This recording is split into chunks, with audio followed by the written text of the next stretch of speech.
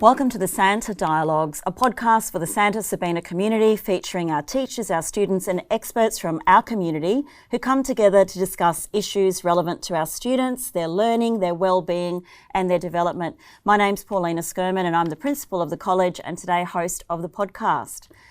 The Dominican saint, St. Thomas Aquinas, firmly believed that there was all truth somewhere, but also that there was some truth everywhere. He took all objections seriously, carefully distinguishing any truth in it from its error.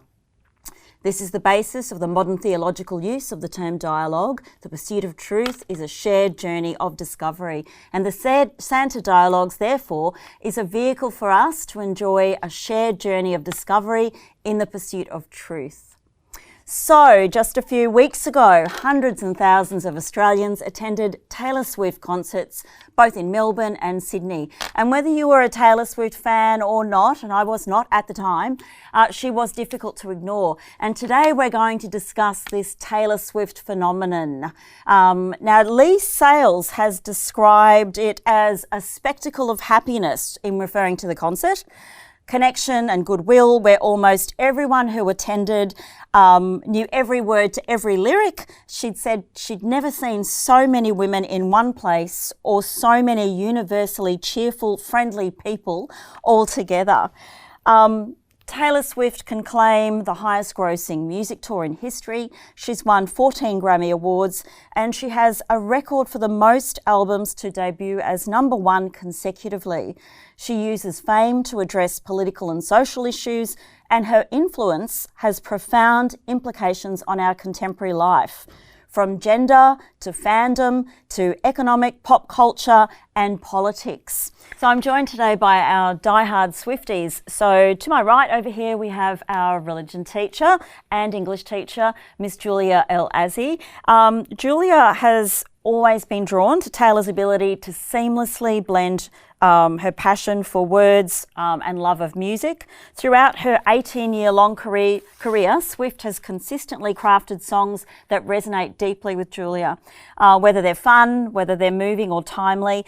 And she says that all the eras in her life can be attached to an era of Swift's music. Julia has recently gained Spotify status as being in the top 0.5% of Taylor Swift fans. Congratulations. I'm also joined by Year 8 student Sienna DeSanto. She's 14 years old and music is a core part of Sienna's life. She's in the college choir, the chamber choir, a pop rock band called the Boulevard 27, and her admiration for Taylor Swift dates right back to 2016. Some of her favourite songs were We Are Never Ever Getting Back Together, Ever, 22 and Wildest Dreams. Sienna would memorise Taylor's music and get friends to listen to her songs. She also fell in love with Swift's country era, especially Our Song. Over the years, as Taylor has shifted her musical genres, Sienna's grown into a bigger fan and finds her more recent works to be very lyrical. Her favourite album now is Folklore and her favourite song is Invisible String. Sienna also writes her own music and she draws inspiration from Taylor Swift's storytelling, and she went to the Eras concert.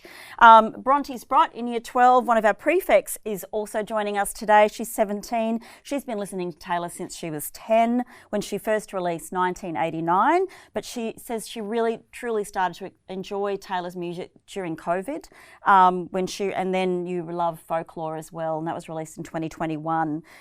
She also has grown to appreciate Swift's lyricism, especially in her latest albums, Folklore and Evermore. And Bronte is also a massive One Direction fan, so it's not all about Taylor. We also have Isabel Ayonetti with us, a Year 12 student, a beautiful singer for us here at the college, and she attributes her love for Taylor Swift as a consequence of her large enthusiasm towards making music. Isabel's always had a fondness for Taylor's writing style, and she takes inspiration from Taylor herself as a singer. Despite only being 17, Isabel's had decades-long admiration for Taylor herself, citing one of her favourite memories as her belting Taylor Swift's 1989 album in her family's living room at the tender age of 7. Did they record it? No, they didn't. What a shame. And finally, Inez Bolger sits with me here. Inez is in Year 6, 11 years old, and she became a Swiftie in Year 2 when she discovered the song Shake It Off Quite the message to all of us women in the world. Shake It Off was her favourite song, and now she says her favourite song is The Man. I quite like that one too. And a fun fact about Inez is that she's doing a jazz dance to Taylor this year in the Year 5 and 6 rep dance team. And Inez, of everyone sitting here, apart from me, could not get tickets to Taylor Swift. So we can all feel sad about that, can't we? Yeah? Were you sad about that? Yes, very. Yes, very. So let's talk about this incredible Swift phenomenon. Girls and teacher, what do you think is the Taylor Swift appeal? Where has this come from, this incredible juggernaut? What do you think, Bronte? I think the fact that like every album is different. You have something for everyone. You have her first few albums who are more country. Then 1989, she kind of ventured more into pop and that sort of style, which appealed to a different genre of people. And then she's just experimented, and it's just like fans can grow with her. And because she is so expressive and so honest in her like songwriting, you really get a sense of her as a person, and it makes like you as a fan feel more connected to her, which I think is really special. Now, fun fact, I did not know until I started doing some research that in fact all of her albums are very different, and there's a different feel about each one of them, and so you can really recognise the era that those songs were written in. And so what about for you, Julia? Where do you think her appeal comes from, do you think, to the masses? I think she sings about such universal human emotions that people from so many different ages can relate to. Like, her discography crosses 18 years. So there's so many periods of life that she's spoken about, and because it's something that we can all relate to, it doesn't matter what age group you fit into. Like, look at us now. We're ranging from so many times, and we can all sit with our friendship bracelets and just connect over this one thing. Yeah, it's quite incredible. Now, Sienna, what is it for you, love? You went to the concert? I did. It was a magical experience. I think I was like waiting 6 months, and every day I was like kind of like counting down the days till it got closer to the concert. And it really was just everything and more that I hoped it would be. I think, yeah, she just is able to speak out to everyone, and yeah, it was really good. But she's speaking mainly to girls, is she? Is that right? Yeah. Were there many fellas there? Well, my dad went, and he wanted to go, and I think he really enjoyed it, and he keeps playing Taylor Swift music all the time. And there was lots of like grandparents was there as well, and it was just able to speak to everyone. It's funny, but grandparents who might be, I don't know, 60, would have been closer to 40 when she first... So they would have been youngish then, wouldn't they? And they've kind of grown up with her as well. Yeah. You've all said relatable. You've all talked about the fact that she is someone who gets the trust of her audience. What else is it about her? What is... I mean, seriously, before she came to Australia, I had no idea she was anyone important, really. I mean, I'd heard of her, but it was bigger than Ben-Hur. For you, Inez, what was it? Well, for me, it's kind of like... She's very real. Like, she doesn't, like, a lot of artists, they just talk about, well, not all of them, but they just talk about very random things. But for her, like, she talks about, like, stuff that actually happens in her life, and it's very appealing, for at least me, to kind of relate to her. So what are some of those things you can relate to that she sings about? Well, what's relatable to you? In The Man, the song, she talks about, like, double standards and how... like, stuff is a lot easier for men than women. Like, I could be just as talented as at dancing as a man, but he would get more fame for it, or he would get more money for it than I would, just because I'm a girl. So you really love this fact that she's a feminist? Yes. Yes, all right. And Isabel, for you, what's the appeal? So, like, we've already mentioned a lot of, like, common aspects that contribute to her appeal, but I think as a performer, the amount of time, money and effort that she's put into this concert is quite outstanding.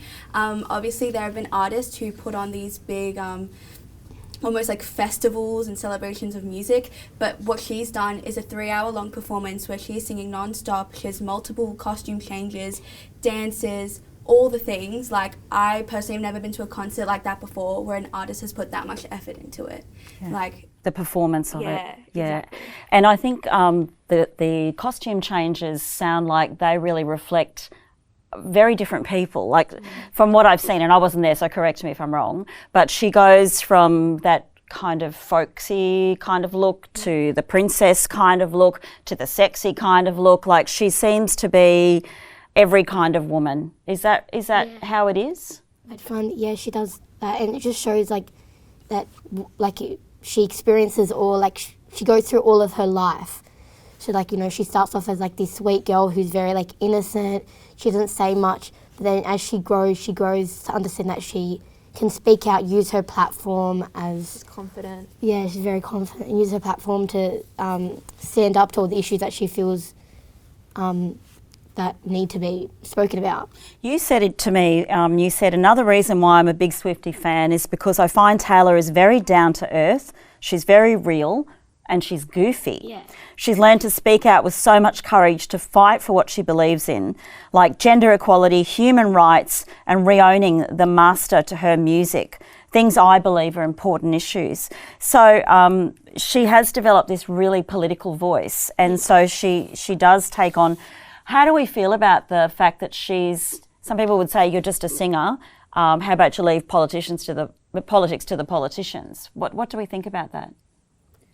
I think as a singer, her job is to perform, but also as an icon in the media, she does have some sort of credibility, and especially for like younger generations to learn about political knowledge from such a young age can be beneficial, and it can start widening their perspective and really start forming their unique perspective on different like political issues in society. I think there's a time in Miss Americana where we're seeing her, she sits down with her family and she's saying to her father, I want to talk about politics. I want to start saying what I think, because she doesn't believe in the woman who's about to represent her or about to be voted in her home state. And she believes that woman will make life worse for women.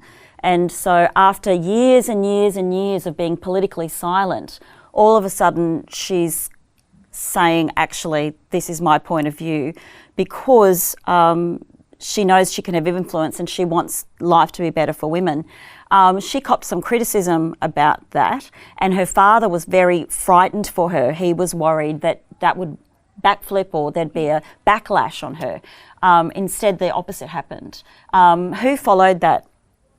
I was still quite young when that was happening, but I remember watching the documentary Miss Americana with my mum, and my mum was quite proud that I had such a figure in my life who wasn't scared to speak up about issues, who was a woman who had a force of nature, who was able to protest different things happening in society. So I remember looking at that and almost feeling proud that I've chosen the right person to be interested in. Yeah, it's like she's there is this lovely innocence and not in her, and she's worldly and she's global. They say that she connects in a way that in this fragmented time is almost impossible to see. Like, we saw this Beatles mania in Australia when I was growing up. It was all about ABBA, but she's mobilised people in a much bigger way. So she's sold out across the globe. They said 22 million people registered to get tickets in Singapore, and in the United States apparently the platform crashed, so it's all over the world. How has she gotten that much influence? Like, what is she doing that's so different from Pink or Beyonce, or like, why is she this much bigger person in the world? Well, I think like it's a few things. I think one, she includes everyone. It doesn't matter like who you identify as, your race, whether you're like LGBTQ, whether like whatever margin of society you might fit in, she has a space for you. And she's always been, in my opinion, very welcoming of everyone. And like everyone can feel safe listening to her music. And like recently on TikTok as well, I've seen like a lot of like younger guys who may previously have felt like they couldn't listen to Taylor Swift or express their love for Taylor Swift because that would like affect their masculinity. But I think just her confidence allows other people, no matter who you are, to be more confident in yourself, and I think that's really cool. And also like... It's a cult, isn't it, though? Yeah, it is. It feels like a cult to me. I mean, we're all wearing bracelets here. You've all made me bracelets. But it's a really happy cult. It's a happy cult.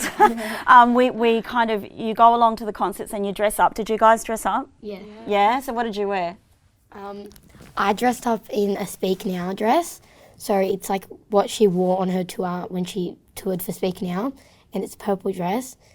And then I wore lots of gems, I wore my bracelets, and I was trading with everyone. It was such a nice experience, like making friends that also share the love of Taylor Swift with me. Yeah, I know that my nieces, who are, mothers of young babies who are, in their late 20s, early 30s, flew down to Sydney for the concert. They left their babies at home, and I could hear them getting ready in the bathroom, and they were singing Taylor Swift and they were filming themselves, and it was this happy sound, and it's just this incredible joy, and I think we're drawn to that. Let's talk a little bit about Kanye West. It has been said to me that actually she exploited that situation because no one really did know her before Kanye West had that incident with her. Is that fair or not? No, she was winning an award when he came up on this stage to say that she shouldn't be winning the award. And she was winning the award, so she was very famous at that point. But she had been famous as a country singer prior to that, and all of a sudden was she stepping on someone else's toes? I think what's really funny, if you Google now Kanye West VMAs, it comes up with pretty much only pictures of Taylor Swift and Kanye trying to like take away from Taylor winning an award. But if you Google Taylor Swift VMAs, it comes up with like the countless awards she's won. So I guess that kind of speaks volumes to how she's grown as an artist versus him. But was she clever enough to take advantage of that? Did she exploit it? I think because she's such a brilliant businesswoman, as we have seen, she's not going to let an opportunity like that slide. Like with Reputation, she made it this big ordeal that she's fighting with snakes and she's stepping on their neck. And I think using her comeback from that incident with Kanye and with Kim Kardashian, she made it a business move, and she made an amazing album. Snakes? So as in the devil, as in evil, or what? Yeah, like is that snakes, the metaphor? Someone who betrays you, someone who bites you, she's going to bite back. She's taken that snake and she's the snake now. Right. So and I think there's another song where she's also the archer and the prey. So she's been both those roles. She's played both those roles, and I think you're saying at different stage, all of us kind of can relate to someone betraying us. Sounds a little bit Shakespearean to me. Hey, those universal themes that we talked about before, and some say that even her timing was really clever. That her first big This Era's concert came just after COVID, and that she used that to her advantage to mobilise people, because we'd been starved, we'd been home, we'd been locked inside. Is that fair that do you think she thought that through, that this is going to actually give me the best or not? I think that maybe if it wasn't an explicit detail she thought about, it was definitely implicit, like the restrictions around the globe definitely did stop the music industry for a while. And a lot of Taylor's newer albums are a result of COVID. And I remember in the concert, she said a little anecdote that she made the Eras tour because she had made so many albums that she wasn't able to share globally because of the pandemic. So I think the pandemic is definitely a reason as to why she wants to do such a big event that celebrates her music in different ways. And she obviously wrote. She used that time to write, which, of course, what else would you do during COVID? They say she's the best CEO. And we've been talking about her cleverness here in maybe exploiting situations to her benefit. The best chief marketing officer, and she's the first musician to be natively online, and she now owns her music. Now, this fascinated me, this whole situation of how she's got the power to now own her own music. Who can tell me what happened there? What was that about? So, when she decided to leave her record label, I think it was just after she released Reputation in about 2019, she later on wanted to buy back her music because she didn't own it, and the record label said no, and they ended up selling it to Scooter Braun behind her back, and she had some issues with him in the past, and so she wasn't allowed to perform this music live or recorded, so she waited her time, and then she just came out that she was going to re-release her music with, and she worked through all the loopholes to make sure that she was able to do that. And now she's been releasing all of her old albums and they're called Taylor's version. And she's been releasing songs from the vault, and it's I think that's why what's keeping her so relevant as well, being able to re-release her music. So then when that comes out, it brings people back into like her older music. And so that's keeping her very relevant. Yeah, that's really interesting. Did you want to add to that, Julia? Yeah, so she mentioned From the Vault. So it's not just been her old music, but it's been new tracks that draw you into it as well. And she's been able to change her image. So obviously she's grown up. Like with Speak Now, we see with her song Better Than Revenge, she had quite a sexist line in it to begin with. But she's older now, she's re-released it and she changed that lyric a little. Okay. So it allows her to update her image and see her growth. Yeah. I didn't know what it was. And when I went to Spotify and I could see Taylor's version and then another version, I was like, what is this about? So I had no idea. But again, this goes to the incredibly strong woman that she is, that she was able to retake ownership of her own music. I mean, it's pretty terrible that she lost it to start with. And so on the one hand, she's this ambitious, strong woman.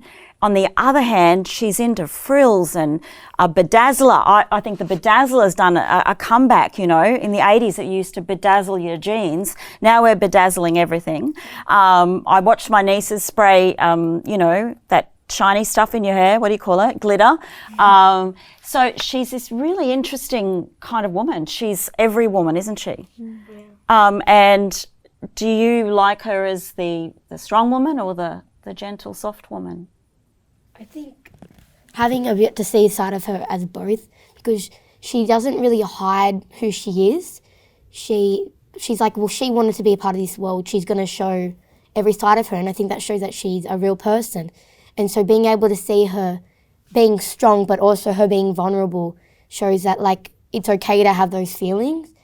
But even in the dressing, like you don't have to be powerful and dressed in a masculine way, do you? No. She's probably one of the most powerful women in the world at the moment, financially, influence-wise, and we've got her wearing the most beautiful gowns ever. Yeah. And so she exists in this kind of dual world. Does that appeal to you? Yeah, I think that's another way that like she can make lots of different types of people like her. Like you could be into like very girly stuff like dresses and stuff like that, and for example Lover, that's a very good album that you would like and it would make you like her. Or if you're more tomboy, maybe Reputation. Or if you're more like a hippie vibe, maybe like Evermore or Folklore. Yeah, I think I sometimes say to people, this is what I love about Santa Sabina, that you can be any kind of girl here and that there's a girlhood. And I guess this is what I'm seeing that I love about our school as well. You know, when I go to the swimming carnival and everyone's in their trills and their tulle outfits and they've painted their faces and they're hugging each other and it's this really powerful sisterhood. And then when I watched the concert and I saw the way people were dressed up, I'm like, my God, that's happening out there on a mass scale. It's like women are mobilising in this really massive way. Do you feel that here at the school as well? Yes, definitely. Because it's like, well, obviously we're all girls. Like we can all relate to each other in a way, and it brings us all together, just like what Taylor Swift does with all her fans. All right. So she's been called a trailblazing artist, an entrepreneur, and we also had that happening at the same time as Barbie. So there's another powerful woman in pink. Is something going on in our world at the moment for women? I think there is a definite shift, whether it's like coincidence or not, that a lot of powerful female figures are like emerging in society. Like you've had Barbie, you've had the Taylor Swift Eras Tour, and you've also had in Australia the success of the Matildas, and they're all really great examples of how women are like overcoming patriarchal standards and how women are growing in society. I think that's really cool to see, especially with like younger girls at school. You have more people to look up in different fields, and you have all these women show that you can be girly, you can like pink if you want, you can do whatever you want, you can still be strong. Yeah. I think Taylor Swift is like a great example as well as how she overcomes adversity as well. Yeah. And I think there's been a lot of hurt there as well for her that she sings about, and that's a little bit Shakespearean too, isn't it? Like is it just me seeing that connection between Shakespeare because I've taught English before?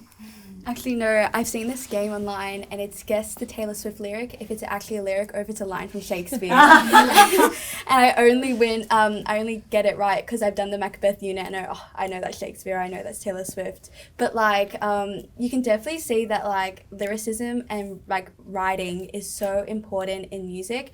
And like even like her folklore album, that's entirely fictional. Like she's made up a story in a way of presenting it entirely different. Like we don't need to open a book, we can just listen to it and immerse ourselves in a universe that I don't think's been done before. So in that song, in that album, what I'm understanding is that it's told about other characters. It's not her necessarily, whereas most of her other stuff is about her. Yeah. And we get to follow a storyline about these characters right through.